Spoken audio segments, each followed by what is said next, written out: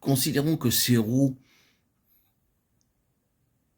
qui se trouvent au chapitre 1 d'Ézéchiel,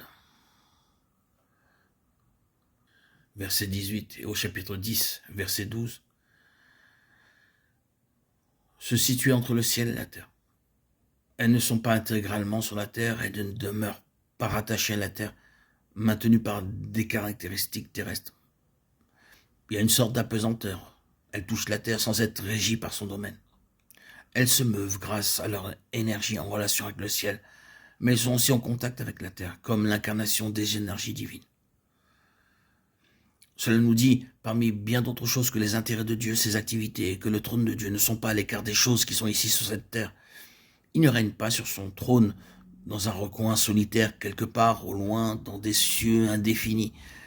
Ses énergies sont en relation avec les choses ici-bas. Ses puissants intérêts sont proches et attentifs à ce monde, à cette terre et à ce qui est en elle. Il veut que cette terre et tout ce qui s'y trouve soit saint. Dans la vision d'Ésaïe, il y a cette expression, toute la terre est pleine de sa gloire. Ésaïe 6.3. C'est ce qu'il a conçu. C'est ce que le Seigneur désire et il travaille pour cela. Nous savons d'après la description de la fin qu'il en sera ainsi.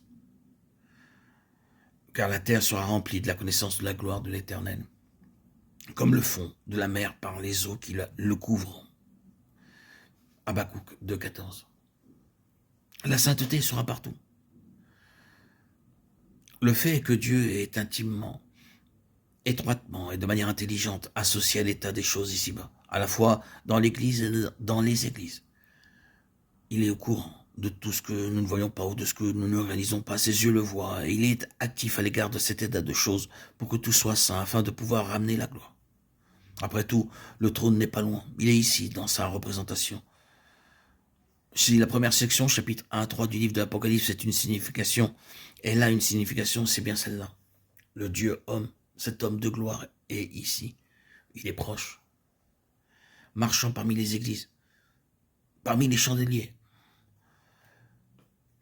Le trône est pleinement instruit de tout. Il n'est pas aveugle. Il n'est jamais trompé par quoi que ce soit. Le trône est actif. Et son activité peut se voir à travers toutes les expériences dans lesquelles nous entrons.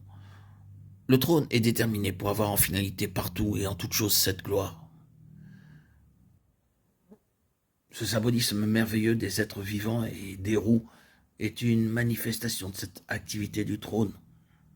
Ce trône n'a pas renoncé parce que les choses sont mauvaises. Il poursuit toujours son but pour avoir un domaine qui puisse être rempli par la gloire. Que le Seigneur interprète et écrive profondément tout cela dans nos cœurs et le garde chaque jour dans notre conscience. Ce message n'est pas destiné pour la mort, mais pour la gloire de Dieu.